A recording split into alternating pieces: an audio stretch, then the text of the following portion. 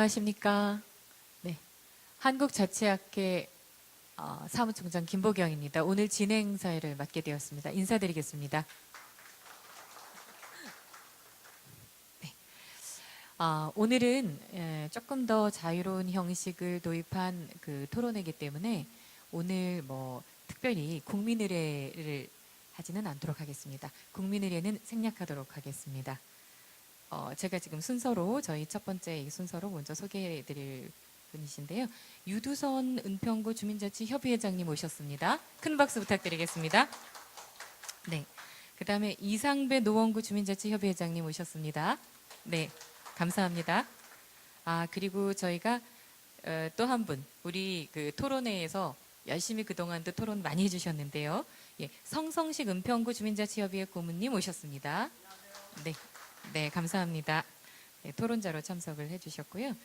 오늘 토론은 이 조례에 관한 거다 보니까 사실은 구의회 의원님들도 부담스러워하시는 토론이 되어서 저희가 이제 오늘은 정말 주민자치 현장에 계신 분들의 얘기를 중심으로 해서 진행을 하는 것으로 하겠습니다. 한국자치학회의 전상직 회장님을 모시도록 하겠습니다. 예, 반갑습니다. 그냥 간략하게 경과 설명을 드리면 주민자치가 이게 주민들의 자치가 아니고 정치인들의 자치로 자꾸 이제 편입되는 것 같아서 상당히 걱정을 제가 많이 했습니다. 근데 이제 지난번에 마포구 의회에서 저한테 이제 요청이 왔습니다. 지금 서울형 주민자치회가 문제가 엄청 많다. 그래서 여기에 관해서 이제 한국 주민자치 중앙회장으로서 의견을 솔직히 좀 개진해 달라. 그래서 이제 마포구의회에서 의원님도 모시고 공무원도 이제 모셔놓고 그때 한 5, 60분 한 50명은 오실 것 같아요. 의원님은 저는 다 오셨고요. 모시고 한 2시간 정도 정말 진하게 이야기를 했습니다. 이제 그때 이야기했던 내용들이 오늘 자료에도 붙어 있습니다. 그때 이제 제가 기다렸던 이야기랬습니다. 왜냐하면 아무리 공무원들한테 이야기를 해도 이제 소용없는 이제 공무원들이 들어도 아무것도 할 수 없는 이제 그런 조항들이라 그런 내용들이라 이제 의회에서 문제를 제기했기 때문에 기꺼이 쫓아갔고요. 그때 이제 또 있는 대로 정당하게 문제 제기도 제가 다 해드렸습니다. 이제 그걸 시발로 제도가 잘못된 거는 제도를 고쳐야 되고 법이 잘못된 거는 법을 고쳐야 되는 겁니다. 근데 이제 하나 말씀드릴 게 법을 고치려고 그러면요. 정말 힘듭니다. 정말 힘듭니다. 조례 하나 고치려고 그러면 정말 힘듭니다. 이제 그지만 이거를 그냥 더 두고 본다면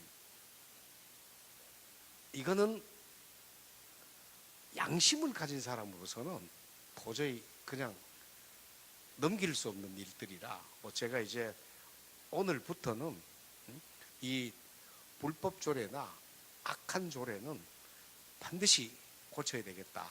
고치는 일을 해야 되겠다라고 생각을 하면서 이 자리에 모셨습니다. 조금 이따 구체적인 이야기는 서울형 주민자치회 설명을 드리면서 그때 좀 보태드리도록 하겠습니다. 아무튼 바쁜 시간 중에 이렇게 와주셔서 고맙고요. 아무리 힘들어도 여기 계신 분들만 같이 해주신다면 저는 서울시 주민자치 환경 얼마든지 바꿔낸다고 생각을 자신 있게 말씀드리면서 인사에 가름하겠습니다. 고맙습니다.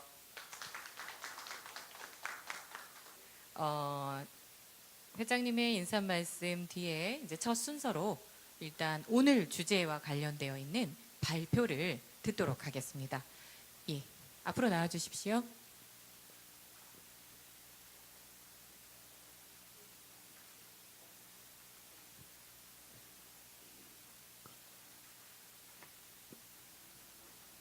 그냥 여기서 편안하게 제가 발표를 드리도록 하겠습니다. 오늘 발표를 드려야 될 내용이 그냥 간단하지 않고 조금 많이 복잡합니다. 그래서 그 설명을 드리면서 자주 이제 자료를 인용하도록 하겠습니다. 자, 서울형 주민자치회는 2015년에 기획이 됐습니다. 이미 3년 전에 기획이 됐고요. 3년 전에 서울형 주민자치회를 기획할 때 이게 착동 사업으로 찾아가는 동 이제 사업으로 기획이 됐습니다. 그때 그래서 그 착동 기획이 나오자마자 이제 이 착동 기획은 주민 자치를 망치는, 주민들이 자치를 못하게 하는 제도다. 그래서 그때 프레스센터에서 토론을 했습니다. 그때 성성식 회장님 오셔서 이 도대체 주민들이 자치를 하게 하려는 제도냐, 아니면 서울시 공무원들이 자치를 하려고 그러는 것이냐, 안 되면 관변단체가 자치를 하려고 하는 것이냐라고 그때 아주 정면으로 문제 제기를 했습니다. 서울시에서는 뭐 아무런 답변이 없었고, 또 서울시는 뭐 아무리 반대를 했는데도 불구하고 이제 서울시 뜻대로 강행을 해서 지금까지 왔습니다. 지금쯤에는 원래 5월 달에도 성 회장님 5월인가요? 4월인가요? 5월에 했죠. 5월에도 이 자리에서 서울형 주민자치 문제점에 관해서 행안부도 이제 다 참여하는 상황에서 아주 적나라하게 지적을 해드렸는데도 서울형 주민자치회를 그대로 행안부가 전국에 시행을 하려고 하는 이런 상황이라 이제 한 번 더 이제 지금은 이제 서울시에다가 지금까지는 그냥 권고사항이랬지만은 앞으로는 단순한 권고만으로는 서울시가 이 조례를 바꾸거나 뭐 이제 좋게 개선할 생각이 없다고 판단돼서 이제는 실천할 수 있는 이제 그런 지점을 오늘 여러분들하고 살펴보기 위해서 여러분들 모셨습니다. 조금 이야기가 축약돼서 진행이 되면 약간 어려울 수도 있습니다만은 아무튼 제가 가지고 있는 모든 소신을 다 동원해서 설명드리도록 하겠습니다. 자, 제일 먼저 이 들어가면서 라는 이제 이 3페이지 표를 한번 3페이지 한번 봐주십시오. 3페이지 보시면 이제 여기가 제가 하고 싶던 얘기는 뭔 얘기냐면 한국의 주민자치 정책은 죄다 실패했습니다. 원인은 첫 번째가 주민자치위원회든지 주민자치회든지 간에 주민을 뺐습니다. 주민들이 주민자치위원회도 가입 못하고 주민자치회도 가입 못하게 했기 때문에 주민자치가 아니라 그냥 관치로 될 수밖에 없었다는 말씀드리고요. 두 번째 다음에는 자치를 빼버렸습니다. 주민자치위원회가 읍면동장 도움 없이 할 수 있는 일은 하나도 없습니다. 이 두 가지를 뺐다는 표를, 그러고는 회라는 조직은 있습니다. 위원회든지 회라는 조직만 있습니다. 그래서 주민도 없고 자치도 없는 회만 있다, 이렇게 표현을 해드렸고요. 근데 행정안전부는 시범 실시를 하면서 역시 주민도 빼고 자치도 뺐습니다. 왜 길을 쓰고 이게 주민도 빼고 자치를 뺐을까?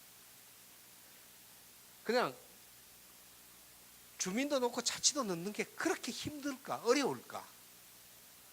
또 박원순 시장도 시민도 빼고 자치도 뺀 그 자치도 빼놓고는 주민자치 담당관이나 지원관들한테는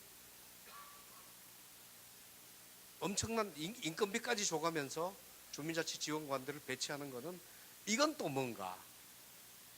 주민도 자치도 없는 주민자치위원회나 주민자치회에서 주민자치위원님들은 왜 자리를 끝까지 지키려고 할까? 나올 생각을, 주민자치도 아닌데 왜 나올 생각도 없이 자리를 지키려고 할까? 이런 것들에 관해서 왜 또 뜻 있는 지역의 지식인들은 왜 주민자치위원회에 들어올 생각을 하지 않을까? 이제 이런 것들까지 한번 생각을 해보면 이제 행정 관료나 이 주민들이 지배하고 자치를 해야 되는 회를 행정 관료나 관변단체가 지배하고 행정에서 시키는 일이나 하고 관변단체가 원하는 일이나 하는 이제 관변단체가 기획하는 일이나 해야 되는 이 회로 이제 가고 있느냐. 이제 이런 이제 근본적인 문제, 아주 중요한 문제입니다. 그래서 행정관료나 관변단체가 이 주민자치회에서 주민도 제치고 자치도 제쳐서 얻는 게 뭐냐, 얻으려고 하는 게 뭐냐, 또 그렇게 주민도 제치고 자치도 제침으로써 잃어버리는 게 뭐냐. 이제 또 하나는 이 얻는 것보다는 잃어버리는 게 훨씬 더 크다는 것을 서울시 박원순 시장이나 행안부 장관이나 문재인 대통령은 알고 있는가?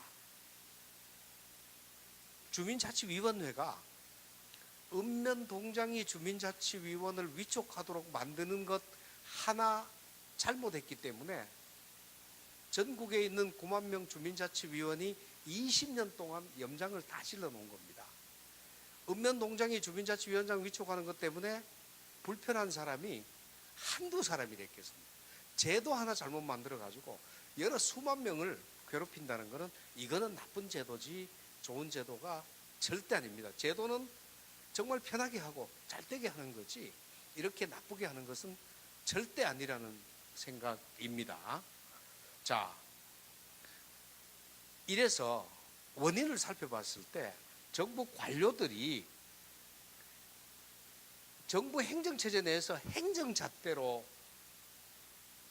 이제 쟤는 그런 주민자치회가 아니고 또 의회가 의원들의 이익이나 이런 것들로 쟤는 그런 주민자치회가 아니고 주민들이 정말 잘 먹고 잘 살고 잘 놀기 위해서 이웃들과 함께 노력하는 그런 주민자치회는 어떤 것인가? 이것들을 오늘 이제 제가 정리를 제 나름대로 오늘 한번 해드리려고 합니다.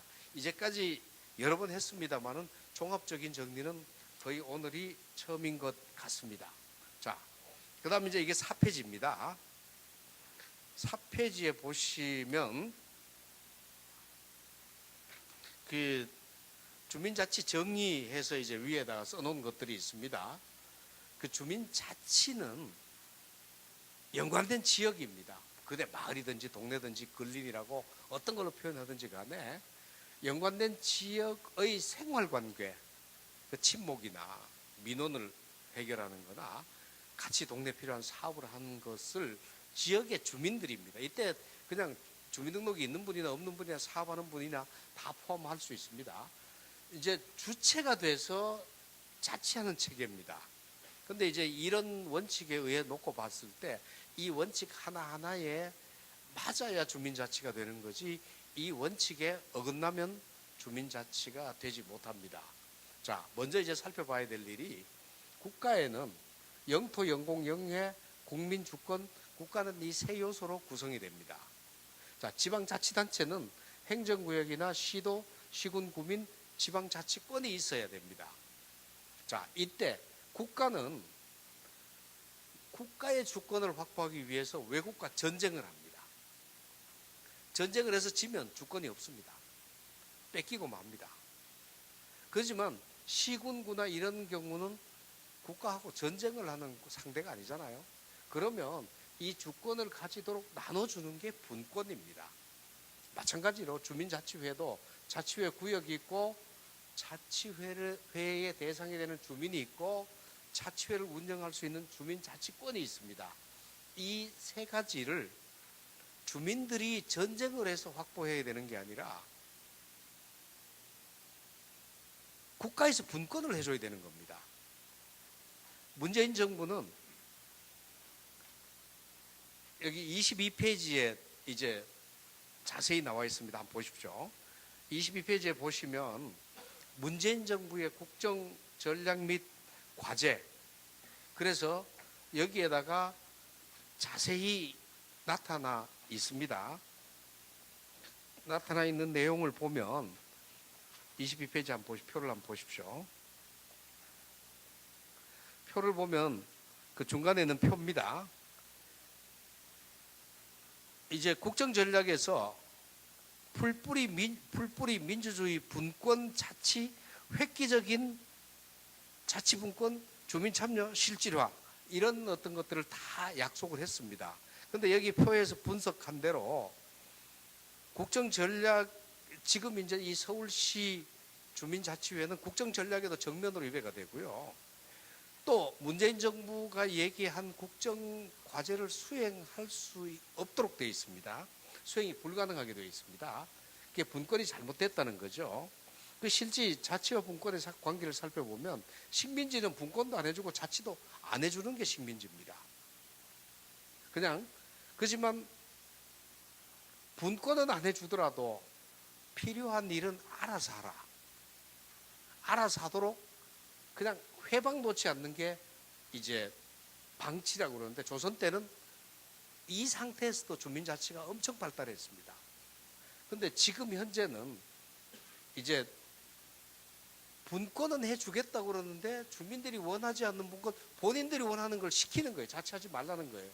시키기만 하는 거예요. 원하는 걸 외려 더 시키는 게 저는 서울형 주민자치회라고 보고요. 진정한 주민자치는 분권도 해주고 자치도 해주는데 정말 무엇을 분권할 것인가? 주민들이 하고 싶어하고 할 수 있고 해서 좋은 일을 분권해주면 됩니다. 근데 주민들이 원하지 않는 일을 분권하면 이거는 강제로 시키겠다는 얘기밖에 안 되거든요, 법으로. 자, 무엇을 자치할 수 있는가? 주민들은 이게 주민 자치만 하려고 사는 게 아니라 생업도 있고 다 있습니다. 시간도 능력도 이런 것들이 있는데 할 수 있도록 배려를 해주는 게 주민자치입니다. 이런데 이게 이제 정부가 이게 여기서 이제 우리가 자세히 좀 살펴보겠습니다. 이제 서울시가 우리한테 나눠줘야 되는, 분권해 줄 수 있는 힘이 있고요. 주민들이 자치할 수 있는 힘이 있는데 이 두 가지가 맞았을 때 주민자치가 됩니다. 근데 실제 여기서 이 영역에 해당되는 부분은 실제 나눠져서 주민들이 원하는 자치 역량과 서울시 분권 역량이 딱 맞으면 자치가 되지만은 맞지 않고 이쪽에 있으면 과대 분권이 됩니다. 실제 주민자치 역량보다가 더 큰 것을 분권해 준다는 얘기는 강제로 의무 부과하는 겁니다. 이제 그 식민지의 특성이 어떤 거냐면요, 국민들이 지킬 수 없는 법을 만들어 놓고 국민들을 쥐는 겁니다. 봐주는 거죠. 봐주면 내 편에 서면 봐주고 내 편에 서지 않으면 안 봐주는 게 전형적인 식민지 원칙입니다. 주민들이 지킬 수 없는 법을 만든 게 식민지라고 그러는데, 제가 보기에는 주민들이 할 수 없는 일을 분권을 해주고 이 일 못하니까 내가 사람 보낼게. 그러면 이건 자치를 하라는 게 아니라 지배하겠다는, 식민지로 지배하겠다는 것밖에는 달리 더 표현할 방법이 없습니다. 자, 자치 역량이 있는데도 분권해주지 않는 건 과소분권입니다. 대표적인 게 우리가 주민자치위원회에서 주민들이 못 뽑습니까? 충분히 뽑을 수 있어요. 주민자치위원 교육할 때 교육 프로그램 주민자치위원회가 짜면 더 잘 짤 수 있어요. 역량이 있는데도 안 내주는 거예요. 이런 것들이 과소분권입니다. 이제 과소분권이 얼마나 있느냐? 과소분권은 강제로 자치할 수 있는 것을 못하게 하는 겁니다. 정말 이 점에서 문제가 있죠. 그 조작할 수 있는 근거가 됩니다. 하지 마라. 그 대신 내가 하겠다. 지금 이번에 서울시 주민자치 역량 교육하는데 강사 서울시 행정과에서 명단 다 내려보내고 그 사람들만 강의했습니다. 이 사람들은 서울시 관변단체 사람들입니다. 서울시 행정과에서 왜 이런 것까지 다 내려보내가지고 이런 서울시 주민자치회의 본질적인 문제나 이런 것들에 관해서는 주민들이 도대체 알 수 없게 만들어버렸습니다. 이게 독재 정부에서 하는 것하고 뭐가 다른지 저는 구분이 안 됩니다. 물론 의도는 선량하다고 할 수 있습니다만은 방법이 나쁘면 의도도 왜곡됩니다. 이제 이런 게 있다는 말씀을 좀 드리고요. 이제 여기서 뭐 자세히 말씀드리면 그 과대분권해서 강제로 시키는 거는 나중에 얘기 드리겠습니다만은 42페이지 한번 보십시오. 41페이지.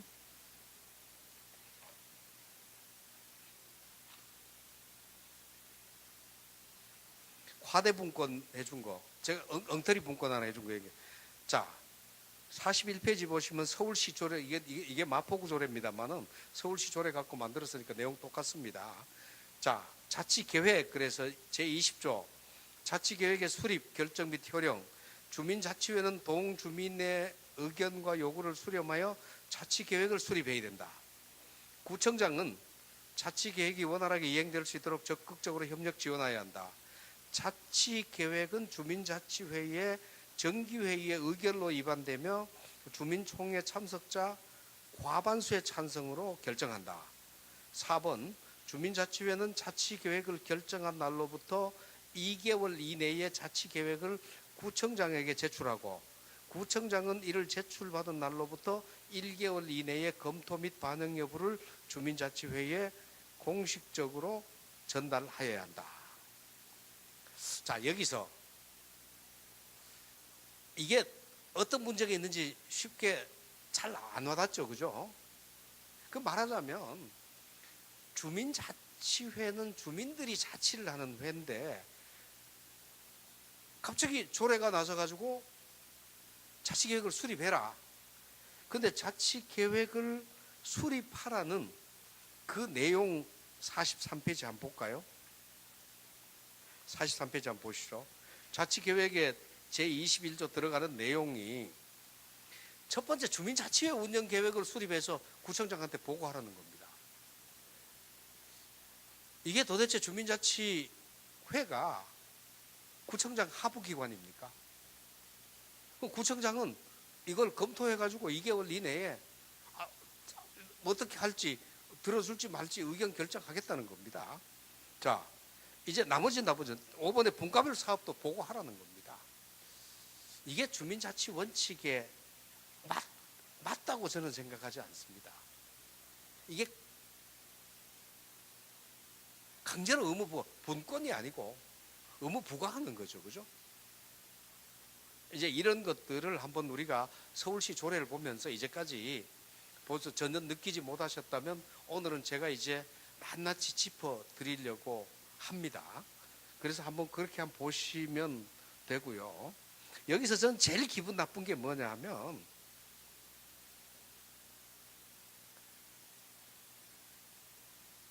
주민자치위원회 회의하려고 그러면 동장한테 사전에 2주 전에 통보하게 돼 있어요. 이게 왜 주민자치위원회가 동장한테 왜 회의한다고 왜 통보를 해야 됩니까?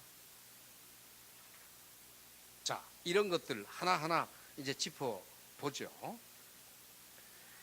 자, 이제 조금 더 넘어가겠습니다. 6페이지 한번 보시죠.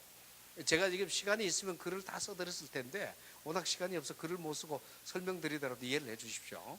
6페이지 보시면 자, 분권에서 주민자치의 분권 성격은 주민자치위원회는 지금 현재 주민자치위원회는 대법원 판례에 나타나 있듯이 읍면동장의 보조기관으로 되어 있습니다. 주민자치위원회는 동장이 관리하는 동장이 센터장으로 있는 주민자치센터의 소속이니까 어차피 동장 소속이 될 수밖에 없는데 새로 만드는 주민자치회는 주민들의 회로 가는 겁니다. 주민들의 회로 가야 되는데 여기서 이렇게 가야 되는데 지금 이렇게 가면 이 주민자치회의 통제는 주민들이 하는 겁니다. 그런데 행정에서 행정관료들이 이 주민자치회 통제의 끈을 끝까지 쥐고 있겠다. 놓지 않겠다는 게 서울시 조례에 곳곳에 나옵니다. 왜냐하면 주민자치위원 선정하는 거 주민들이 통제하는 게 아니고 동장이 선정위원회 만들고 또 조례가 강제로 40%는 직능단체로 넣어라. 직능단체만 들어있는 게 아니에요. 그 정도 애매합니다. 구체적으로 안 돼 있어요.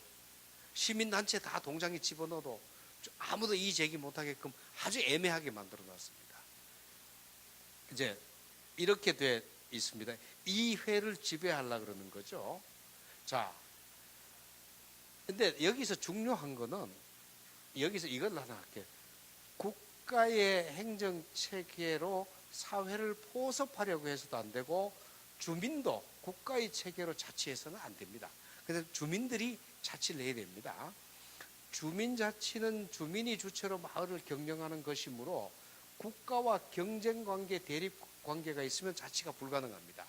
주민자치를 하려고 그러는데 동장하고 싸워서 이겨야 자치가 된다면 동장하고 싸우다가 지쳐가지고 나가 떨어져 버리고 주민자치 못합니다.